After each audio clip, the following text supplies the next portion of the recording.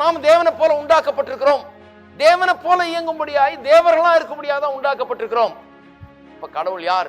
நம்ம உண்டாக்கிற தேவன் தம்முடைய சாயல்ல உண்டாக்குறார். அவர் எப்படிப்பட்டவர்?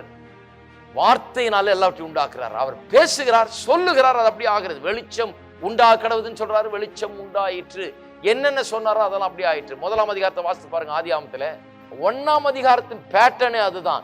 தேவன் சொன்னார், அவர் சொன்னபடி ஆயிற்று. பிறகு அவர் நல்லதென்று கண்டார். சொன்னார், சொன்னபடி ஆயிற்று, பிறகு நல்லதென்று கண்டார். இந்த 3 பிரேசஸ் தான் அந்த 1ஆம் அதிகாரத்துல முக்கியம்.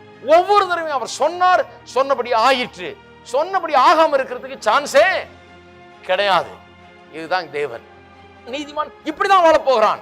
அவன் சொல்லுவான், சொன்னபடியே ஆகும். அப்படிதான் வாழ்றது விசுவாசி. அவன் என்னத்தை டிக்ளேர் பண்ணுகிறானோ, என்னத்தை சொல்லுகிறானோ, அவன் சொன்னபடியே ஆகும்.